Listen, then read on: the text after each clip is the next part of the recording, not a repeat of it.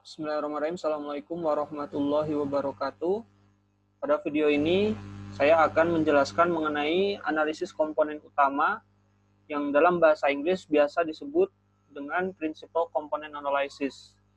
Apa tujuannya dan bagaimana caranya? Kita pelajari dulu tentang teori dasarnya. Kenapa ini menjadi salah satu analisis penting dalam konteks penelitian biologi. Nah, di sini disebutkan bahwa penelitian di bidang biologi itu seringkali melibatkan banyak jenis variabel. Jadi kata kuncinya adalah melibatkan banyak jenis variabel karena ya memang di biologi itu kan kompleks gitu. Tidak hanya urusan yang hidup tetapi yang tidak hidup tetapi mempengaruhi yang hidup juga dipertimbangkan. Nah, penggunaan variabel yang beragam diharapkan dapat menghasilkan data yang mampu memberikan gambaran mengenai kompleksitas sistem mendekati kondisi yang sebenarnya. Jadi sebenarnya kan kita mengukur atau melibatkan banyak variabel dalam penelitian, itu kan tujuannya untuk gathering data dan datanya nanti bisa digunakan untuk pembahasan yang lebih mendalam. Ya, jadi dasar atau bahasannya itu akan jauh lebih luas nanti kalau seumpamanya kita memiliki banyak data. Akan tetapi ketika kita mengukur suatu variabel dan kita telah memiliki datanya, ternyata ketika dalam tahapan analisis itu tidak selalu bernilai penting gitu. Jadi adalah dalam variabel-variabel yang kita ukur itu bisa dibilang itu ada yang signifikan mempengaruhi permasalahan yang diteliti, ada yang tidak atau lemah gitu. Nah, dari data variabel itu tidak selalu nih bernilai penting dalam menjelaskan permasalahan yang diteliti. Variabel-variabel yang tidak bernilai penting tersebut sebaiknya kita reduksi atau kita eksklud dari penelitian kita karena ya memang tidak memberikan sumbangsi. Dan justru ketika dalam tahapan analisis yang dalam hal ini inferential analisis itu banyak menggunakan asumsi-asumsi, itu justru dapat mengganggu kita ya dalam memenuhi asumsi-asumsi uji yang ingin kita lakukan. Sebagai contoh lainnya, pada kasus misalnya uji regresi linear berganda, itu kan kita intinya ingin mengetahui beberapa variabel bebas pengaruhnya terhadap satu variabel terikat. Nah, akan tetapi ya ketika kita sudah melakukan uji asumsi seperti linearitas, normalitas, heteroskedastisitas, autokorelasi, itu semuanya sudah terpenuhi, tetapi ketika ada kata bergandanya, maka artinya harus ditambah satu uji asumsi yaitu uji multikolinearitas yang maknanya adalah tidak boleh dalam suatu uji regresi itu, model regresi, itu tidak boleh adanya multikolinearitas. Kemarin sudah kita pelajari apa itu multikolinearitas. Intinya adalah tidak boleh ada korelasi kuat antara variabel bebas yang digunakan. Jadi variabel bebas satu dengan variabel bebas yang lain itu tidak boleh ada korelasi yang kuat. Nah, kalau seumpamanya ada korelasi yang kuat, maka uji regresi linear bergandanya tidak bisa dilakukan karena itu merupakan asumsi. Tetapi pada kenyataannya, data-data penelitian biologi ini seringkali menghasilkan korelasi yang kuat antar variabel bebas. Di sini diberikan contoh, apabila kita mengukur suhu udara misal, dan juga suhu tanah sebagai variabel bebas tentang penelitian suatu biota. Nah, seringkali keduanya itu berkorelasi. Nah, misal kadang logis juga secara teori dan juga secara logik itu nyambung gitu. Ketika misal suhu udara karena sinar matahari itu naik, terus di suhu tanahnya juga ikut naik. Karena memang ini kan antara udara dan tanah itu merupakan kompartemen yang saling bertukar. Suhu itu salah satunya. Nah, itu kan ada korelasi nanti. Ya, bisa jadi ada korelasi di antara keduanya dan itu kuat. Nah, begitu juga dengan contoh lainnya, misal pH tanah. pH tanah itu dalam beberapa kasus itu memiliki korelasi yang kuat dengan C organik, dengan nitrat, dengan fosfat gitu. Jadi hal-hal yang seperti ini itu kadang tidak terhindarkan dalam data-data penelitian biologi. Nah, padahal berdasarkan aturan uji regresi linear ya, di sini kurang linear berganda, apabila terdapat korelasi kuat antara variabel bebas, maka data tersebut tidak boleh digunakan untuk uji. Pertanyaannya adalah, lalu apakah artinya kita tidak bisa melakukan uji regresi linear berganda sama sekali dengan data-data tersebut, padahal kita sudah repot-repot mengukurnya tetapi tidak memenuhi asumsi gitu. Nah, opsinya adalah bisa kita menggunakan teknik analisis yang lain, tetapi ternyata dengan regresi linear berganda pun masih bisa diupayakan. Nah, di sini jawabannya adalah masih dapat bisa diupayakan. Salah satu caranya yaitu dengan melakukan yang namanya Principal Component Analysis atau dalam bahasa Indonesia disebut uji analisis komponen utama. Nah, apa ini prinsip dasarnya? Intinya bahwa uji ini adalah teknik analisis yang bertujuan untuk nih ya, kata kuncinya mereduksi dan mengelompokkan variabel-variabel penelitian berdasarkan struktur varians dan covariance melalui kombinasi linear dari variabel-variabel tersebut. Intinya bahwa dengan adanya PCA itu kita bisa mereduksi atau mengelompokkan variabel-variabel yang memiliki hubungan linear dan berkorelasi kuat atas dasar struktur variansnya. Nah, analisis ini akan membantu kita dalam menyaring variabel mana sekiranya variabel yang kita gunakan itu yang paling unggul atau paling dominan dari beberapa variabel yang kita ukur dalam penelitian. Intinya bahwa misal kita, contoh di sini memiliki 7 buah variabel bebas. Misal ya, dalam suatu penelitian kita mengukur 7 variabel bebas. Nah, dengan melakukan PCA, kita bisa mengubah atau mereduksi 7 variabel bebas hanya direduksi menjadi 2 atau mungkin 3 atau mungkin 1, bergantung dari komponen nanti yang terbentuk kalau seumpamanya sudah diuji dengan PCA. Nah, 7 direduksi menjadi 2, lalu gimana? Kan ada informasi yang hilang. Ada informasi yang hilang memang, tetapi informasi yang penting itu sudah terekstrak namanya. Terekstrak dalam ini, reduksinya ini. Jadi 2 variabel yang baru gitu. Jadi dari 7 variabel inisial variabel atau variabel awalnya itu diubah ke variabel yang baru. Nah, di variabel yang baru itu lebih sedikit, tetapi informasi dari 7 variabel ini masuk ke dalam 2 variabel. Nah, variabel baru tersebut dapat menerangkan mayoritas keragaman dari sistem. Dan umumnya variabel-variabel baru yang terbentuk itu tidak memiliki korelasi yang kuat satu sama lain. Nah, kalau seumpamanya kita sudah reduksi, terus misal dari 7 menjadi 2, nanti kita coba uji korelasi, umumnya itu tidak akan berkorelasi.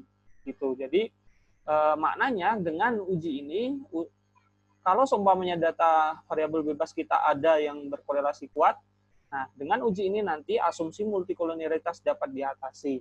Karena intinya bahwa multikolinearitas itu tidak boleh adanya korelasi kuat di antara variabel-variabel bebas. Nah, itu adalah prinsip dan teori dasar dari uji analisis komponen utama. Intinya namanya adalah analisis komponen utama, yaitu tujuannya adalah membentuk komponen-komponen baru dari komponen inisial, yang dalam hal ini komponen itu bisa kita sebut sebagai variabel. Nah, itulah adalah dasarnya. Terus meskipun ini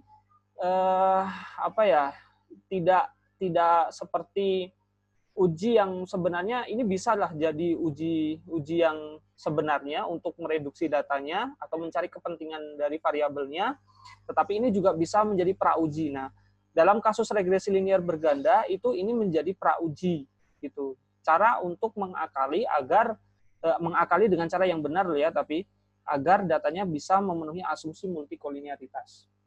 Baik, di sini meskipun uji ini umumnya ya kadang digunakan juga untuk pra-uji, itu juga ada asumsi yang harus dipenuhi dari uji PCA ini. Ada setidaknya 3 hal penting yang harus dipenuhi. Yang pertama adalah data masing-masing variabel yang diteliti itu berdiskusi normal, gitu kan? Tetapi dalam tanda petiknya adalah ini ya di bold. Nah, jadi intinya bahwa dia berdiskusi normal, tetapi bukan suatu hal yang mutlak di sini.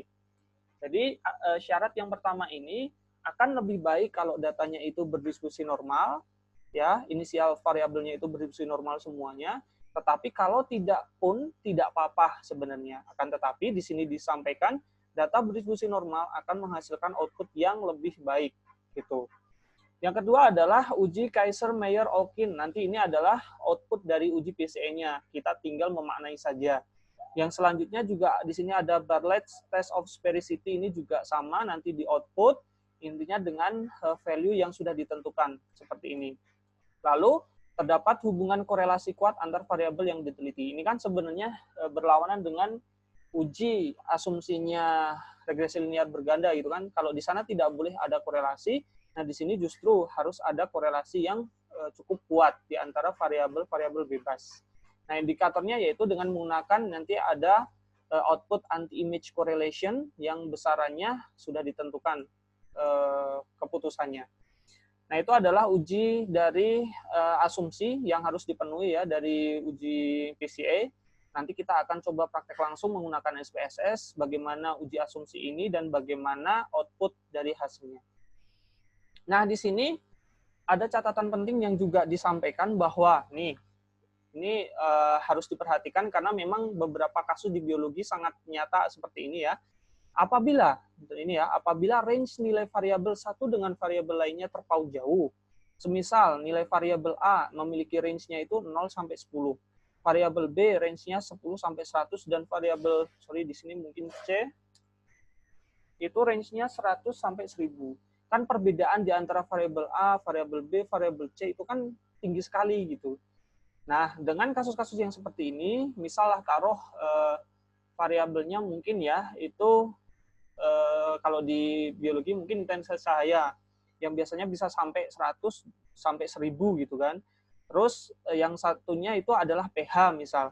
Itu kan perbedaannya jauh sekali. Nah, kasus-kasus yang seperti itu harus dilakukan transformasi nilai dengan standarisasi nilai variabel terlebih dahulu.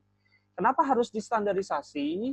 Perbedaan nilai range yang terpaut jauh antar variabel akan menyebabkan terjadinya hasil yang bias. Karena variabel dengan range yang besar, misal ya, yang variabel C ini akan bersifat dominan terhadap variabel-variabel dengan range yang lebih kecil. Sehingga nanti hasilnya akan bias gitu, bisa jadi bias. Nah, kemungkinan-kemungkinan seperti itu akan dapat diatasi dengan namanya transformasi data, yaitu salah satunya dengan standarisasi nilai. Standarisasi nilai itu value-nya adalah seperti ini. Jadi base-nya itu adalah min dan standar deviasi. Jadi kalau semuanya itu dikurangi min-nya dan dibagi standar deviasinya kan jadi nilainya nanti tidak akan terpaut jauh gitu antar value satu dengan yang lainnya. Itu adalah tujuannya. Tapi nanti kita tidak akan menggunakan cara manual ini. Ada teknik yang bisa kita ada menu ya di SPSS yang bisa melakukan transformasi ini. Yang kedua, proporsi jumlah variabel dan jumlah sampel harus terpenuhi. Nah, ini juga penting nih, karena kasusnya adalah apabila tidak terpenuhi, maka output dari uji KMO-MSA dan anti-image correlation, sedangkan KMO-MSA dan anti-image correlation itu adalah ini. Tuh, ini adalah uji asumsinya. Nah, kalau seumpamanya value dari uji asumsi saja tidak keluar, maka otomatis uji ini bernilai bias, bernilai tidak valid gitu.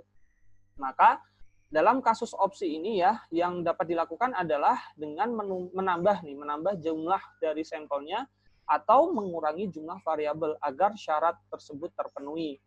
Jadi misal kalau seumpamanya nanti kejadian kita melakukan analisis, terus output dari KMO-MSA anti-image ini tidak keluar, maka kita harus melakukan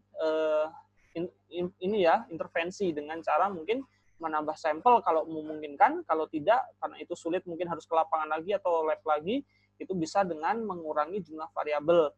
Nah, dengan mengurangi jumlah variabel ini juga harus kita pertimbangkan mana sekiranya variabel-variabel yang tidak terlalu penting gitu.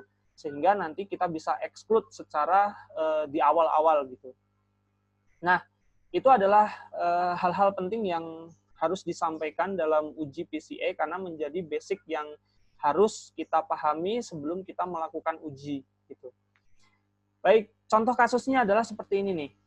Untuk kita langsung ya praktek dengan contoh kasusnya, seorang peneliti melakukan riset tentang keanekaragaman biota pada suatu lokasi. Selain mengukur indeks keanekaragaman, dia juga mengukur faktor-faktor abiotik yang terdiri dari parameter fisik dan kimia sebagai data pendukung. Biasanya kan seperti ini kalau orang-orang yang ke lapangan terus inventarisasi itu seperti ini. Dia ingin melakukan uji regresi regresi linear berganda untuk mengetahui ada tidaknya pengaruh dari faktor abiotik terhadap komunitas biota yang diteliti. Nah, seperti ini hasilnya. Jadi ada indeks keanekaragaman, suhu tanah, suhu udara, kelembapan udara, indeks cahaya, pH, NP. Nah, ini adalah datanya seperti ini. Ini sudah saya pindahkan di Excel seperti ini ya. Jadi itu sama dengan yang di Excel ini. Jadi intinya adalah dia mau melakukan uji regresi linear berganda dengan 1, 2, 3, 4, 5, 6, 7, 8, berapa ini? 9 ya, 1, 2, 3, 4, 5, 6, 7, 8, 9. Jadi ada 9 variabel bebas terhadap satu variabel yang terikat. Karena indeks keanekaragaman ini menjadi variabel terikatnya. Nah, kalau seumpamanya langsung ya ke regresi linear berganda, itu kan kita uji pertama linearitas, ya kan?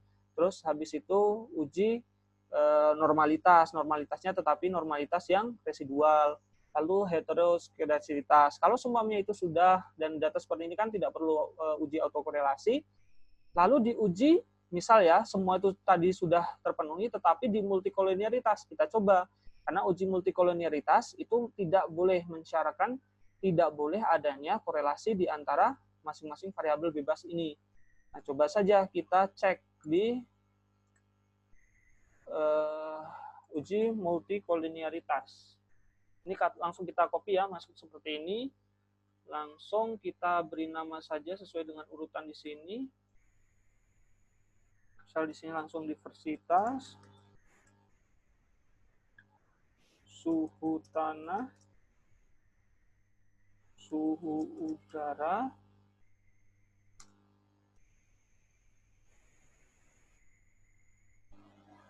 kelembapan,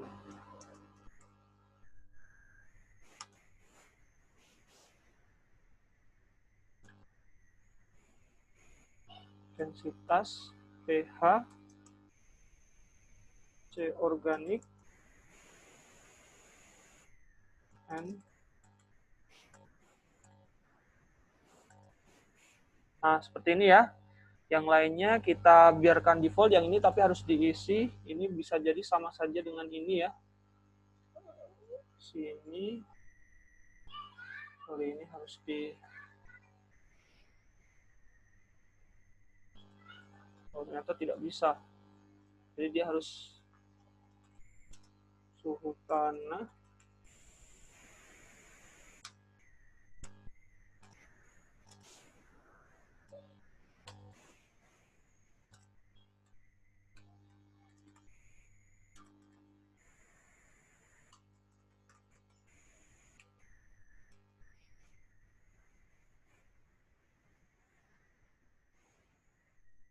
N total, P total. Nah, seperti ini. Langsung kita masukkan ke sini semuanya scale ya. Karena memang value terukur langsung, data rasio. Yang lainnya biarkan default. Lalu kita balik ke data view. Nah, sudah ya, di sini kita sudah memberikan penamaan untuk variabelnya. Sekarang kita mau melakukan uji multikolonialitas langsung. Bagaimana caranya? Cara pertama kemarin ya di uji regresi linear berganda itu kan ada dengan uji korelasi. Nah, misalnya kita langsung uji korelasi dari variabel-variabel bebasnya. Caranya langsung ke correlate, bivariate, terus kita masukkan semua kecuali diversitas. Karena kan diversitas tergayutnya. Misal kita uji dengan person ya. Anggap saja dia normal semua gitu. Nah, di sini coba lihat. Di sini suhu udara dengan suhu tanah dia ternyata sangat kuat. Terus dengan kelembapan tanah dia sangat kuat. Dia kuat. Terus di sini kelembapan udara sangat kuat. Nah, ini kan nggak boleh sebenarnya. Berarti kita tidak bisa langsung melakukan uji regresi linear berganda karena kalau dari indikasi korelasi itu dia terjadi multikolonialitas. Coba ini tadi kan dengan person, kita cobalah kalau itu kita anggap semuanya itu tidak berdistribusi normal, kita coba dengan Spearman. Nah, sama saja justru ini di sini makin kuat kan. Tuh, jadi dengan gambaran seperti ini kita bisa menyimpulkan bahwa terjadi multikolinearitas karena terdapat korelasi kuat antar variabel bebasnya gitu. Coba kita melakukan uji dengan collinearity diagnosis yang kemarin kita pelajari di regression linear. Langsung masukkan dependennya itu adalah diversitas, yang lainnya kita masukkan ke independen. Nah, jadi di sini langsung ada collinearity diagnosis, klik continue dan oke. Nah, yang kita lihat adalah di bagian tolerance and PIF. Nah, di sini. Nah, kemarin keputusannya adalah nih, jika nilai toleransi itu lebih besar dari 0,1, maka tidak terjadi multikolinearitas. Sedangkan ini kurang, ini kurang, ini kurang, ini kurang, ini lebih sedikit, ini lebih, yang ini selebihnya kurang, kurang, kurang. Jadi ini sudah jelas sekali bahwa yang ininya juga di atas 10 kan. Jadi ini jelas sekali terjadi multikolinearitas gitu. Nah, itu maka dari sini kita tidak bisa langsung melakukan uji regresi linear berganda dan kita harus melakukan yang namanya tadi analisis komponen utama. Itu misal dalam kejadiannya seperti itu. Atau kita pengen tahu saja dari 9 ini, ya dari 9 variabel bebas ini, kira-kira apakah semua variabel itu penting atau tidak gitu loh. Apakah variansnya itu bermakna atau tidak gitu di antara pengulangan ini gitu. Jadi sehingga intinya kan kalau kita mengukur variabel itu kan yang sebisa mungkin yang dapat dijelaskan ya perbedaannya dan pengaruhnya terhadap diversitas yang di sini sebagai variabel dependennya gitu.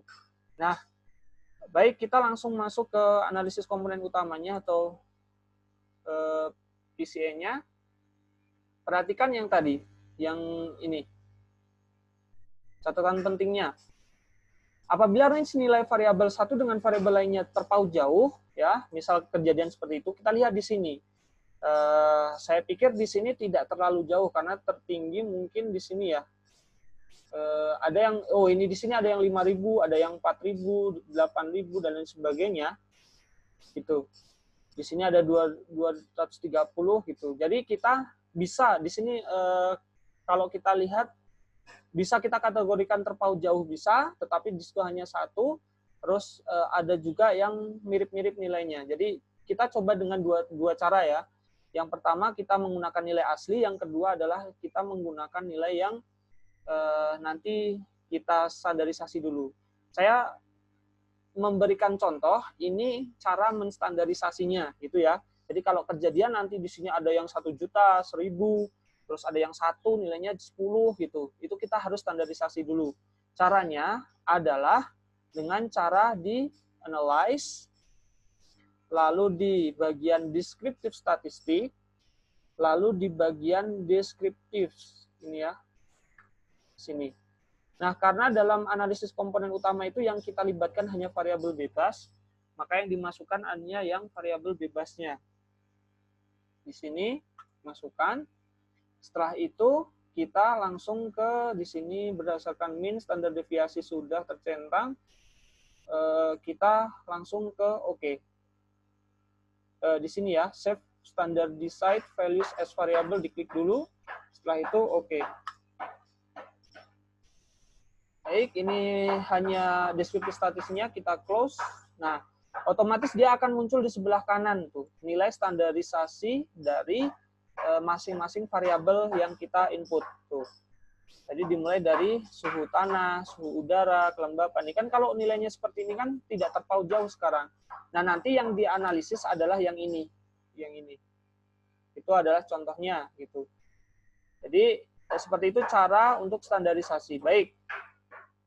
Di sini saya anggap bahwa nilai yang di sini tidak ada terpautan jauh gitu. Jadi kita coba abaikan dulu yang ini ya. Yang ini kita abaikan dulu. Kita coba clear coba.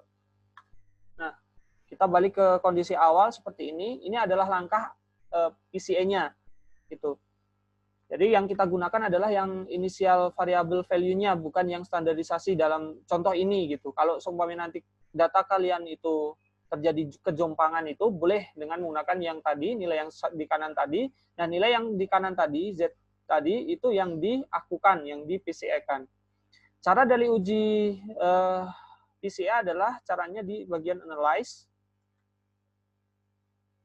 lalu di bagian dimensi reduction ini ya, dimension reduction itu faktor. Setelah itu kita masukkan variabel bebasnya. Ingat, kita selalu berurusan dengan variabel bebasnya. Seperti ini kita masukkan ke variabel. Setelah itu di bagian deskriptif itu kita klik tadi ya, uji asumsinya ada uji KMO and Bartlett's test of sphericity, lalu klik juga anti-image ya, anti-image, karena ini keduanya ini adalah uji asumsi, kita klik. Setelah itu di extraction. Nah, di extraction pastikan di sini metodenya itu adalah principal components, karena kita mau melakukan principal component analysis. Setelah itu di bagian analyze pastikan tercentang ini correlation matrix, lalu di display itu ada unrotated factor solutions, dan juga klik di script plot. Ya, script plotnya diklik seperti ini. Ini biarkan ya, karena ini adalah standar yang nanti kita gunakan, eigenvalue namanya, nanti kita jelaskan. Yang di sini biarkan default. Continue. Terus di bagian rotation-nya, nah di sini kita menggunakan yang Varimax, ini ya, Varimax kita klik. Yang lainnya kita biarkan default. Jadi yang diklik cuma yang di Varimax. Terus di continue. Setelah itu di scores di sini. Nah di situ ada save as variables. Itu diklik. Setelah itu metodenya itu adalah regression. Nah, seperti ini, langsung continue. Nah, selesai kita langsung ke OK. Nah, coba perhatikan. Dengan kita memasukkan 9 variabel bebas yang tadi, terjadilah permasalahan di sini. Nah, ternyata berdasarkan output kita, di sini tidak muncul output KMO dan juga anti-image. Gitu. Jadi kita melakukan kesalahan di sini. Kemungkinan ya tidak terpenuhi, tidak munculnya ya uji output dari uji KMO MSA dan anti-image correlation. Ketika tidak muncul itu alasan utamanya itu terjadi ya kejomplangan proporsi dari variabel dan jumlah sampel. Jadi syarat proporsi jumlah variabel dan jumlah sampel itu tidak terpenuhi. Jadi di sini kan data kita itu ada 9 variabel bebas dengan pengulangannya hanya 9. Ini tidak cukup ya. Jadi ini tidak cukup berdasarkan uji aku. Jadi tidak bisa diuji aku dengan 9 atau 9 ulangan dengan 9 variabel bebas. Nah, kalau seperti ini caranya gimana? Nah, di sini dalam kasus ini opsi yang dapat dilakukan adalah dengan menambah jumlah sampel atau mengurangi jumlah variabel agar syarat terpenuhi. Syarat terpenuhi itu maksudnya nanti uji KMO MSA dan anti-image-nya itu keluar. Gitu. Dalam hal ini saya tidak memiliki nilai jumlah sampel ditambah gitu. Karena saya sudah ke lapangan, sampel saya sudah pengulangannya mungkin ya di 9 gitu, di 9 titik. Jadi saya tidak mungkin ke lapangan lagi lah, capek gitu. Kalau seumpamanya masih memungkinkan ada waktu, biaya, energi dan lain sebagainya, boleh kalian ke lapangan nambah sampel ya, sehingga nanti syarat 9 untuk 9 variabel bebas dan itu berapa pengulangan minimalnya gitu. Tetapi dalam hal ini saya tidak bisa menambahkan karena memang tidak dapat menambahkan sampelnya. Jadi kita coba hapus satu variabel yang menurut kita itu sedikit tidak bermakna gitu. Nah, kalau kita lihat dari value seperti ini ya, bisa jadi ketidakbermaknaan itu menurut versi saya ada di sini. di sini di P total, karena value-nya itu berbeda sih, tetapi jauh sekali perbedaannya. Dan ini kalau dilihat yang lainnya kan range-nya tidak terlalu jauh ya. Jadi bisa jadi dugaan saya coba saja hilangkan satu variabel dulu. Variabel yang P, misal ini kita clear. Di sini yang ini juga kita clear, yang variabel hasil dari aku yang tidak tepat itu. Nah, dalam hal ini saya coba dengan 8 variabel bebas gitu ya, dengan 8 ulangan dan 8 variabel bebas. Jadi P-nya sudah hilang sekarang. Jadi ini kita harus uji lagi apakah ini memenuhi syarat atau tidak. Nah, caranya adalah seperti yang tadi. Ini kita close dulu. Caranya masih seperti yang tadi di dimension reduction ini, ya, reduction-nya itu di sini masih tetap ya, sama ya. Cuman di sini, nah, sudah hilang. Jadi di sini cuman ada 1, 2, 3, 4, 5, 6, 7, 8. Karena P-nya sudah tidak ada, tadi dihapus. Nah, kita oke. Nah, di sini muncul ya, ternyata dengan 8 variabel bebas, 9 pengulangan, itu KMO and Barrett test-nya itu muncul. Nah, ini. Nah, baik, kita sekarang tinggal memaknai hasil dari uji asumsi dan juga hasil dari uji utama PCA-nya. Karena di sini ada cukup banyak output-nya, saya sudah siapkan di manualnya di sini. Nah, di sini masing-masing output sudah saya jelaskan. Jadi output yang pertama itu kan ini ya, KMO and Barrett test. Nah, di sini KMO and Barrett test ini saya copy saja dari tadi sana ke sini. Nah, tabel KMO ini digunakan untuk mengetahui apakah variabel yang diuji itu layak tidak diproses dengan PCA. Nah, pengambilan keputusannya adalah ketika nilai KMO MSA ini, KMO MSA itu lebih besar dari 0,50, maka analisis PCA dapat dilakukan. Di sini value-nya 0,729, lebih besar dari 0,50. Berarti asumsi pertama lolos. Selain itu, pertimbangan lainnya adalah dengan melihat nilai signifikansi pada ini ya, value Bartlett test of sphericity di bagian signifikansi. Ini kan Bartlett test of sphericity, di signifikansinya itu 0,000. Sedangkan ini value-nya itu kurang dari 0,05, maka PCA dapat dilakukan. Dari hasil output uji, maka dari KMO MSA-nya dan juga Bartlett-nya itu menunjukkan memenuhi asumsi sehingga PCA dapat dilakukan. Nah, nanti dalam beberapa kasus mungkin kalian bisa juga menjumpai bahwa ketika memasukkan data variabelnya, lalu di situ KMO and Bartlett-nya itu muncul, tetapi value-nya tidak memenuhi asumsi ini, maka variabel tersebut maknanya tidak dapat diproses menggunakan PCA gitu. Opsinya ya coba lagi, bisa jadi dikurangi atau exclude secara manual mana sekiranya variabel yang dikira atau diduga kurang penting dan sebagainya sehingga memenuhi gitu.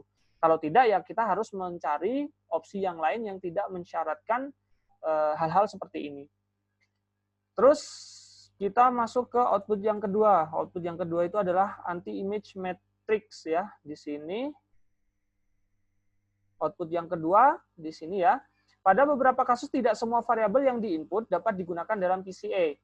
Output ini berguna untuk menentukan variabel mana saja yang layak dipakai dalam analisis PCA. Persyaratannya adalah dilihat dari layak tidaknya itu ditentukan berdasarkan nilai MSA atau disimbolkan dengan huruf A. Nah, kita caranya itu langsung lihat di anti-image correlation-nya di sini ya, di output yang bawah di sini. Anti-image correlation, terus kita ke kanan. Caranya adalah kita melihat dari rows variabel terhadap rows variabel itu sendiri.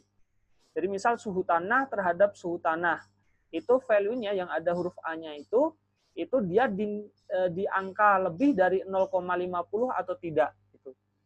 Karena syaratnya ketika dia lebih dari 0,50, maka variabel tersebut layak dipakai dalam analisis PCA.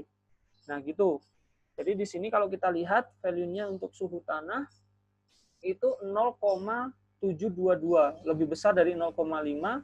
Suhu udara juga lebih besar, kelembapan tanah lebih besar, kelembapan udara lebih besar, intensitas cahaya lebih besar, pH lebih besar, C organik lebih besar, semuanya lebih besar dari 0,5. Maka dalam hal ini tidak perlu ada lagi yang di-exclude karena semuanya layak digunakan dalam PCA. Itu adalah output dari yang kedua.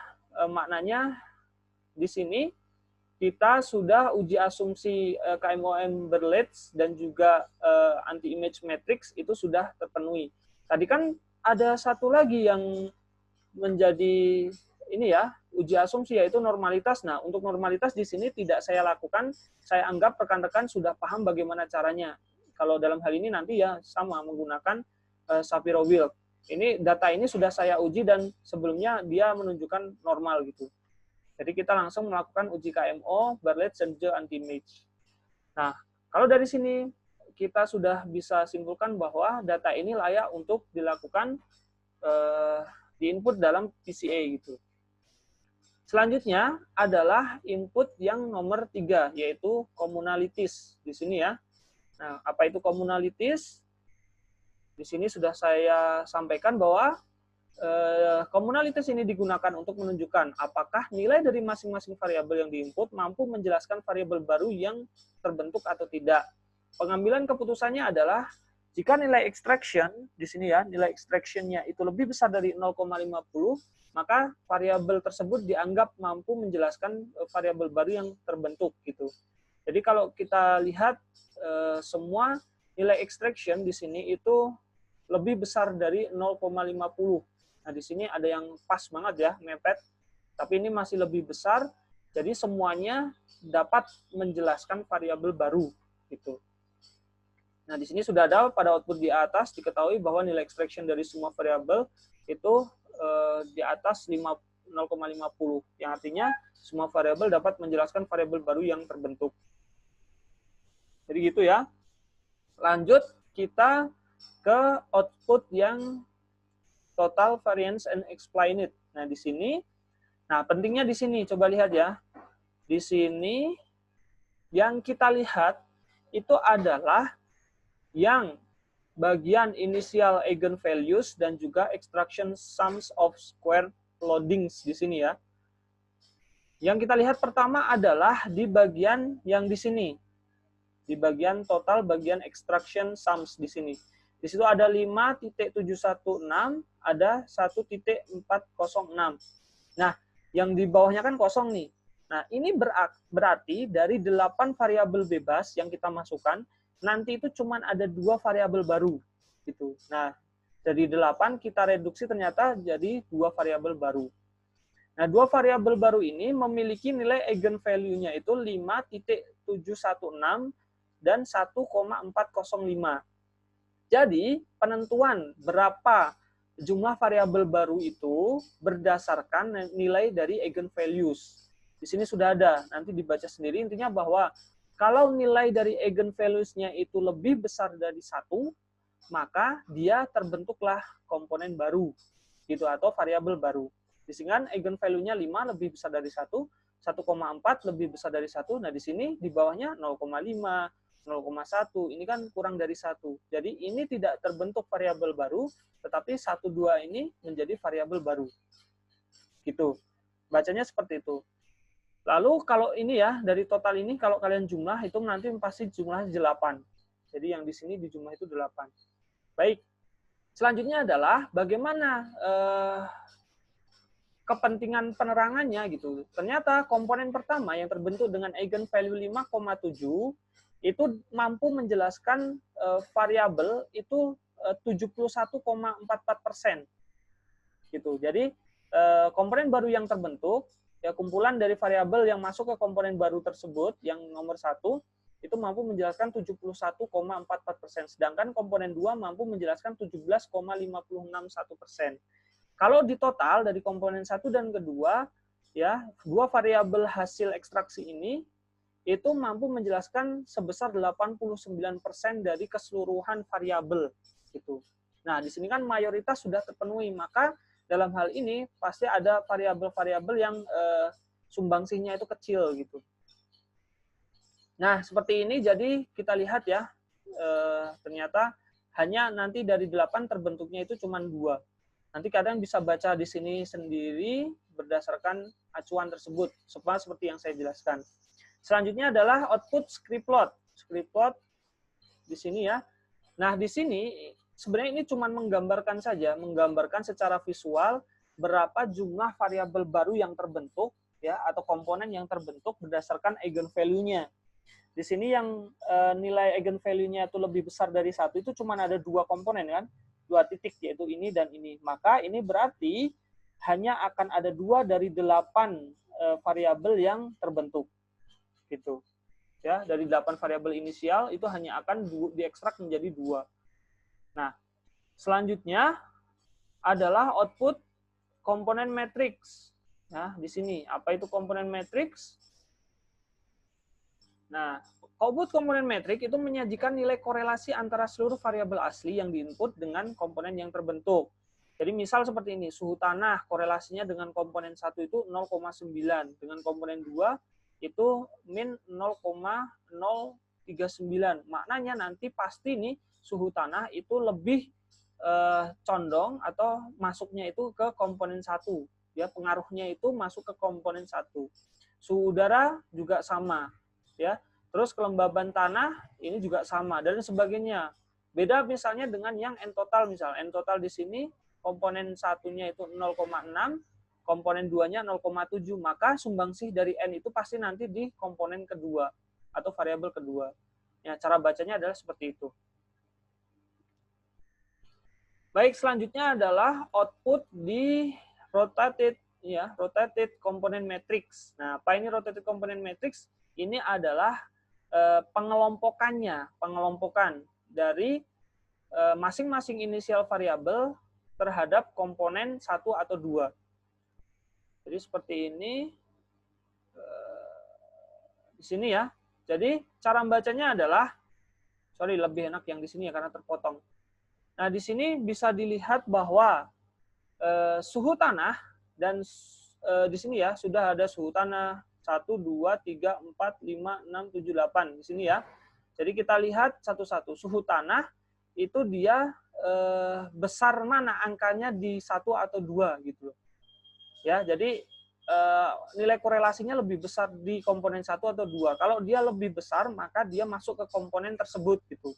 Misal suhu tanah, value-nya itu di komponen 1 korelasinya 0,797, di 2 itu min 0,568. Maka dalam hal ini suhu tanah itu masuk ke komponen 1. Nah, suhu udara masuk ke komponen 1.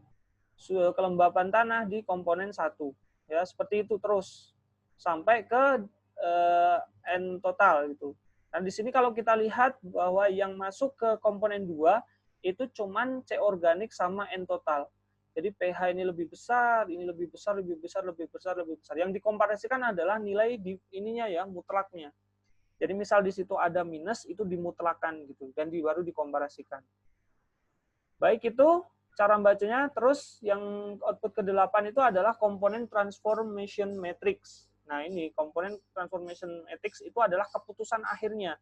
Apakah ini komponen yang terbentuk itu dalam merangkum variabel itu layak atau tidak gitu. Nah, caranya adalah dengan melihat komponen 1 ya dibandingkan dengan komponen 1, komponen 2 dibandingkan dengan komponen 2. Seperti itu cara bacanya. Jika nilai korelasi setiap komponen bernilai lebih besar dari 0,5, maka dikatakan komponen tersebut layak dalam merangkul variabel yang masuk dalam kelompoknya. Jadi komponen 1 itu kan tadi ada suhu udara, suhu tanah, kelembapan udara, kelembapan tanah, sampai ke pH. Sedangkan yang 2 itu adalah C organik, terus ada apa tadi? N ya, N gitu. Jadi kalau kita lihat komponen 1 itu 0,837, komponen 2 0,837 juga. Keduanya itu lebih besar dari 0,5. Maka kedua komponen ini dikatakan layak dalam merangkum semua variabel-variabel penelitian. Gitu. Nah, jadi itu adalah output yang bisa kita jelaskan, ya kita hasil dari uji PCA. Lalu kita kembali ke sini ya, karena ini sudah kita maknai semua, berarti nanti akan ada 2 variabel baru yang muncul gitu. dari sini karena dikatakan dua komponen yang terbentuk itu layak. Kita close. Nah, kalau kita close, maka dia akan muncul dua variabel baru yang terbentuk itu, yaitu di sini ada fact ya 1 dan fact 2. Ini adalah hasil dari reduksi atau pengelompokan dari variabel-variabel itu tadi. Jadi dari 8 ya, tadi yang kita include itu cuman ada 2 ini. Nah, kalau seumpamanya tadi diuji multikolinearitas atau diuji korelasi ya tadi dengan menggunakan baik itu Spearman maupun Pearson itu tadi ada korelasi. Nah, coba kita sekarang uji korelasi antara fact 1 dan fact 2. Karena kan ini nanti yang akan kita gunakan dalam regresi linear berganda yang kita lihat pengaruhnya terhadap diversitas ini gitu. Nah, kita coba lihat caranya adalah seperti biasa correlation, correlate, bivariate. Ini kembalikan semua. Yang kita masukkan adalah yang ini ya, faktor 1 dan faktor 2. Kita klik Pearson maupun Spearman-nya. Oh, sorry, masukkan dulu. Nah, di situ kita lihat ternyata kosong ya. Jadi di sini ternyata korelasinya itu tidak signifikan gitu. Di sini juga tidak signifikan karena lebih besar dari 0,05. Jadi ini salah satu ciri bahwa itu tidak terjadi multikolinearitas. Gitu ya. Ya kita coba sajalah dengan menggunakan collinearity diagnosis. Kita kembalikan. Yang kita masukkan adalah ini tetap ya, dependennya diversitas. Nah, yang kita masukkan ke independen adalah yang faktor 1 dan faktor 2. Statistiknya kita pilih ini ya, collinearity diagnosis. Nah, seperti ini. Jadi kita lihat di sini. Tuh, di bagian collinearity tolerance. Gitu kan? Value-nya ternyata 1 dan VF-nya juga 1.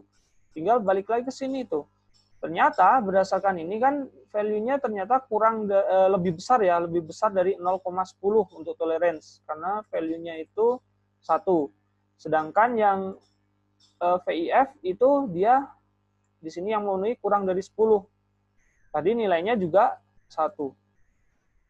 Nah, sini. Nah, jadi dari sini kita sudah memenuhi asumsi multikolinearitas karena di sini tidak terjadi multikolinearitas dengan adanya pengelompokan. Kalau dalam hal ini itu adanya pengelompokan dari 8 ke 2 gitu. Nanti ada juga dalam beberapa kasus itu hasilnya adalah pengelompokan dan reduksi.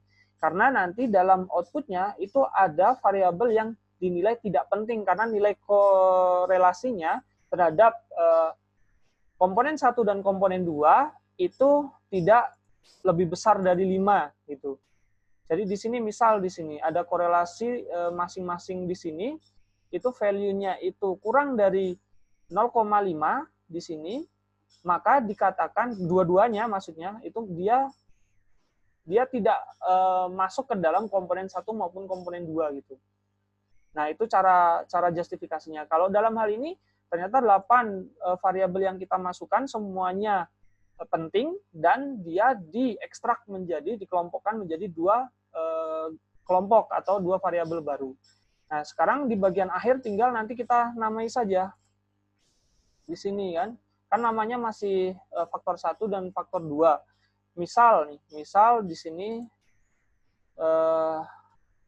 nih, setelah kita selesai muncullah fak 1, fak 2 karena munculnya hanya 2 ya, 2 komponen. Dalam kasus di atas itu muncul 2 dan selanjutnya yang muncul ini itulah yang selanjutnya kita gunakan untuk uji regresi linear berganda. Kita tinggal menamai ulang kedua variabel tersebut dengan nama yang merepresentasikan variabel yang masuk atau yang tergolong dalam kelompoknya. Tadi kan fak 1 termasuk suhu udara, suhu tanah, kelembapan, dan sebagainya. Sebagai contoh seperti ini, yang masuk komponen 1 itu kan suhu tanah, suhu udara, kelembapan tanah, kelembapan udara, dan intensitas cahaya.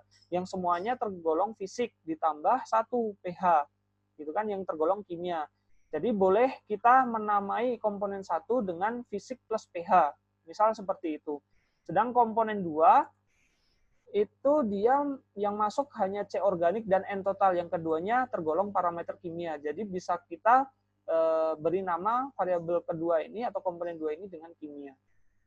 Nah, nanti tinggal diuji dengan menggunakan regresi linear berganda, dan kita tahu nanti seperti tahapannya ya, nanti kita akan sampai ke berapa persen dari sumbangsih variabel tersebut terhadap variabel terikatnya gitu.